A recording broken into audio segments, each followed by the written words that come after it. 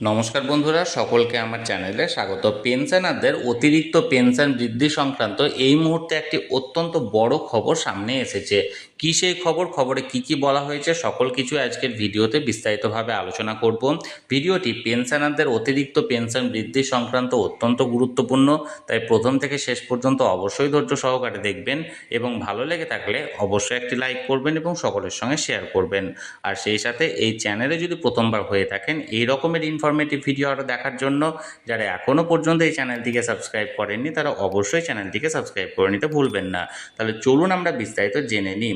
দেখুন, এটি লোকসভার তরফ থেকে মানডে অর্থাৎ সোমবার 20শে জুলাই অর্থাৎ আজকের দিনে এটা জারি করা হয়েছে এবং যে মূল বিষয়গুলি এখানে তুলে ধরা হয়েছে সেটা আমরা দেখে নেব।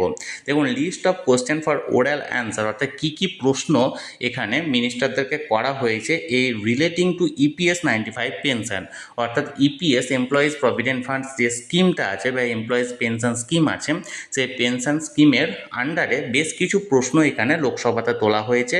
কাদেরকে? মিনিস্ট্রি অফ লেবার অ্যান্ড এমপ্লয়মেন্টের কাছে। এবং কি কি প্রশ্ন তোলা হয়েছে এক এক করে আমরা বিষয়টা এখানে জানব। দেখুন, এখানে বলা হয়েছে implementation of higher pension benefits under EPS 95 অর্থাৎ যে অতিরিক্ত পেনশন বা পেনশন বৃদ্ধি যেটা ইপিএস 1995-এর আন্ডারে আছে সেটা ইমপ্লিমেন্ট করা সংক্রান্ত কী কী প্রশ্ন। দেখুন, এখানে প্রশ্নে বলা হয়েছে will the minister of labour and employment be please to state, যে লেবার অ্যান্ড এমপ্লয়মেন্ট মিনিস্ট্রি কি এটা বিস্তারিত জানাবে।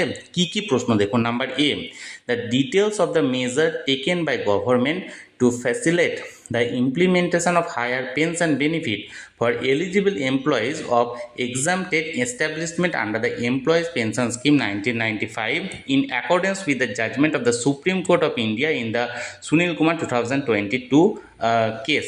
অর্থাৎ সুপ্রিম কোর্টে যে জাজমেন্টটা দেওয়া হয়েছিল যে 2022 সালে ইপিএস 95 পেনশন সংক্রান্ত, যেখানে পেনশনের পরিমাণটাকে বৃদ্ধি করার ব্যাপারে বলা হয়েছিল, সে বৃদ্ধি সংক্রান্ত কি কি পদক্ষেপ সরকারের পক্ষ থেকে নেওয়া হয়েছে সেটা জানাতে বলা হয়েছে। দেখুন, নাম্বার বিতে বলা হয়েছে whether the employees provident fund organisation has been issue a circular dated 18/1/2025 to facilitate uniform implementation of higher pension benefit in exempted establishment and if so the feature thereof। অর্থাৎ সরকারের তরফ থেকে একটা সার্কুলার জারি করা হয়েছিল গত 18 জানুয়ারি 2025, যে ইউনিফর্ম লেভেলে যে ইমপ্লিমেন্টেশন করা হবে হায়ার পেনশনটা, সেটার ব্যাপারে কি পদক্ষেপ নেওয়া হয়েছে এবং সেটা জানাতে বলা হয়েছে। নাম্বার সি দেখুন, whether the government has received any representation from the National Confederation of Pensioner Association regarding the implementation of the said circular and deem if so the action taken thereof। অর্থাৎ যে national confederation of pensioner association আছে তাদের কাছ থেকে কি কোনো representation তাদের সঙ্গে দেখা করেছে বা তাদের কোনো এখানে দাবি দাওয়া পেশ করা হয়েছে, যদি হয়ে থাকে তাহলে তার ওপর কি কি অ্যাকশান এখানে নেওয়া হয়েছে।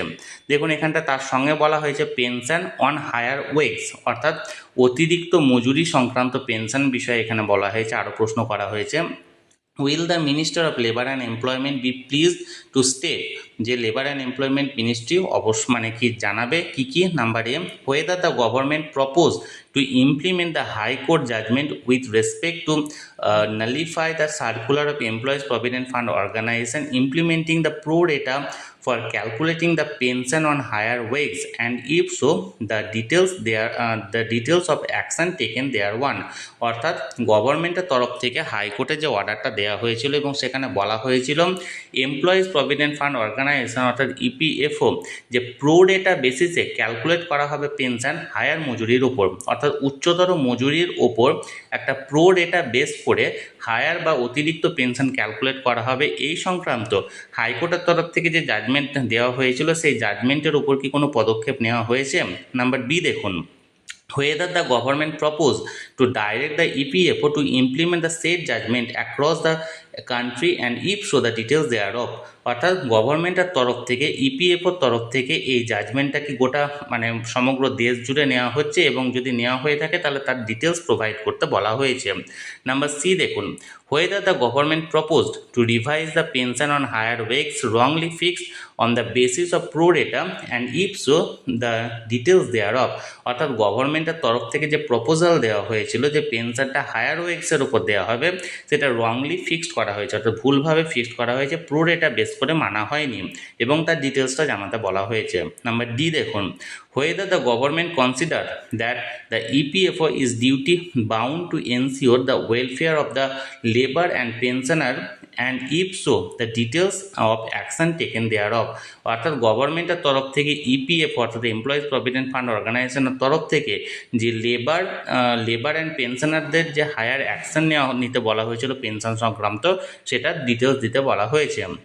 এবং ই দেখুন, whether the EPFO poses to revise circular to implement the High Court order to circulate pension on higher wakes without pro rata and if so the details of action taken thereof. অর্থাৎ হাইকোর্টের তরফ থেকে যে অর্ডারটা দেওয়া হয়েছিল যেখানে বলা হয়েছিল ইমপ্লিমেন্ট করতে হবে প্রো রেটা অনুযায়ী হাই ওয়েক্সের ওপর পেনশনটা, সেই প্রো রেটার ওপর হায়ার মানে যে জাজমেন্টটা দেওয়া হয়েছে সেটার ওপর কী কী অ্যাকশন বা কী কী পদক্ষেপ নেওয়া হয়েছে।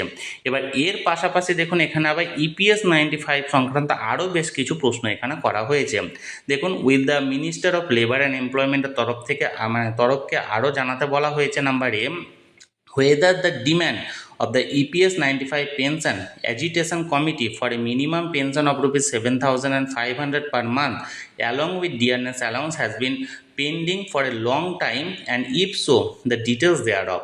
অর্থাৎ যে ন্যাশনাল অ্যাজিটেশন কমিটি অর্থাৎ EPS 95 ন্যাশনাল অ্যাজিটেশন কমিটির তরফ থেকে বলা হয়েছিল যে সমগ্র যারা পেনশনার আছেন EPS 95 এর আন্ডারে তাদের সকলের পেনশনের পরিমাণ সর্বনিম্ন 7,500 টাকা করতে হবে এবং তার সঙ্গে ডিএ প্রোভাইড করতে হবে। সেটা এতদিন ধরে পড়ে আছে, সেটার কারণ বা সেটার সম্পর্কে ডিটেলস জানাতে বলা হয়েছে। নাম্বার বি দেখুন, whether the government is of the view that the present pension of rupees 1,000 থেকে 2,000 per month is inadequate to ensure a dignified life for elderly workers and if so the reason thereof। অর্থাৎ গভর্নমেন্টের তরফ থেকে এই বিষয়ে কি মতামত আছে যে এত বয়স্ক একজন ব্যক্তি এই মুহূর্তে তাদেরকে যে পেনশনটা দেওয়া হচ্ছে মাসে 1,000 থেকে 2,000 তাতে কিভাবে তাদের মানে লাইফস্টাইল বা তাদের জীবন ধারণ কিভাবে সম্ভব এবং সেটা সম্পর্কে সরকারের কি মনোভাব আছে সেটা জানাতে বলা হয়েছে। নাম্বার সি দেখুন, the action taken by the government so far on the recommendation of the expert committee constituted in this regard. অর্থাৎ এক্সপার্ট কমিটি এই বিষয়ে যেটা গঠন করা হয়েছিল তাদের যে রেকমেন্ডেশন ছিল সেই রেকমেন্ডেশন অনুযায়ী গভর্নমেন্টের তরফ থেকে কী কী পদক্ষেপ নেওয়া হয়েছে। নাম্বার ডি দেখুন, whether the government is considering budgetary support or restructuring the pension fund for enhancement of the pension। অর্থাৎ গভর্নমেন্টের তরফ থেকে যে বাজেটারি সাপোর্ট ছিল সেটাকে কনসিডার করা হয়েছে এবং পেনশনের ফান্ডে যে বিষয়টা ছিল সেটা বৃদ্ধি করা সংক্রান্ত গভর্নমেন্টের তরফ থেকে কি এখানে পদক্ষেপ নেওয়া হয়েছে। নাম্বার ই দেখুন, the time by which a final decision on this humanitarian issue concerning lack of elderly pensioner is likely to be taken. অর্থাৎ এই লক্ষ লক্ষ বয়স্ক পেনশনারদের বিষয়ে এই সব সম্পর্কে কত দিনের মধ্যে এই ডিসিশন নেওয়া হবে তার একটা ফাইনাল টাইম এখানে জানাতে বলা হয়েছে। অর্থাৎ এক কথায় বলতে গেলে লোকসভাতে মানে 20 জুলাই 2026 কিছু প্রশ্ন করা হয়েছে কিছু বিষয় নিয়ে, তার মধ্যে হচ্ছে পেনশন অন হায়ার ওয়েক্স এবং EPS 95 পেনশন এবং implementation of higher pension benefit under EPS 1995 এই সংক্রান্ত।